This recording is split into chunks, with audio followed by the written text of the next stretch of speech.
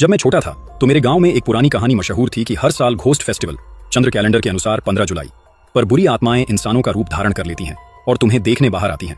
अगर उन्होंने तुम्हें देख लिया तो वे तुम्हें नुकसान पहुंचाने के लिए कुछ भी कर सकती हैं। उस शाम मुझे आंगन के गेट से कुछ आवाजें सुनाई दी।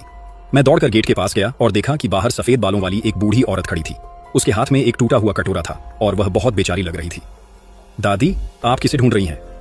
उस बुढ़िया ने मेरी आवाज सुनी और उसकी आंखें धीरे धीरे घूमकर आखिरकार मुझ पर टिक गईं। बच्चे, क्या तुम्हारे दादा का नाम लियोकुई है? बुढ़िया की आवाज दबी हुई और डरावनी थी। मैंने सिर हिलाया।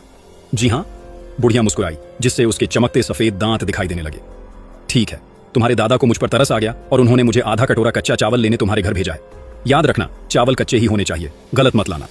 जब उस बुढ़िया ने कच्चे चावल कहा तो उसकी आंखें फैल गईं और उसका लहजा बेहद खौफनाक हो गया। वह बहुत डरावनी लग रही थी। आज घोस्ट फेस्टिवल है, आप चावल उधार नहीं ले सकती।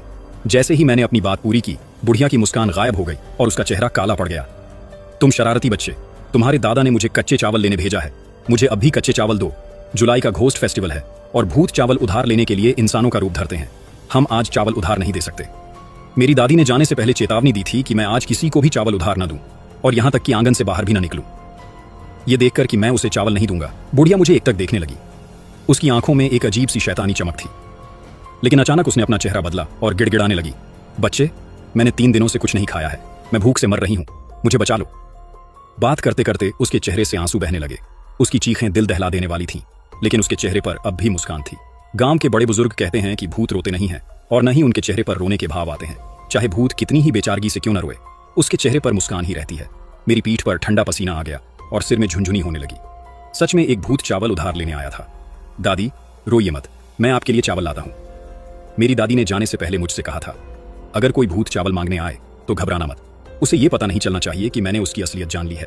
जब उसने देखा कि मैं चावल देने को तैयार हूं तो बुढ़िया फिर मुस्कुराई। अच्छे बच्चे, जल्दी जाओ और चावल लाओ। याद रखना, चावल कच्चे ही होने चाहिए। मैंने सिर हिलाया, मुड़ा और पूर्व की ओर भागा। फिर मैं खिड़की से बाहर कूदा और पगडंडी से होते हुए गांव के मुखिया के घर की ओर दौड़ पड़ा। मुखिया आज घर बनवा रहे थे और मैं वहां मदद करने गया था।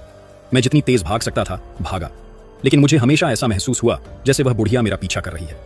पता नहीं मैं कितनी देर भागा, तब जाकर मुखिया के घर पहुंचा। मेरे दादा ने मुझे देखा, पल भर के लिए रुके और पूछा, लिटिल बफेलो, तुम्हें क्या हुआ? मैंने अपनी पैंट की ओर देखा, वह कीचड़ से सनी थी। मैं हाँफते हुए बोला, भूत, एक भूत चावल उधार लेने आया है।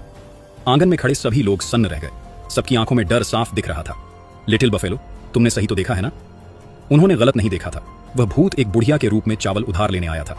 जैसे ही मैंने अपनी बात पूरी की, तभी एक जोरदार आवाज हुई।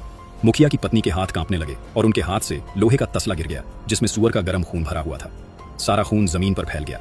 मुखिया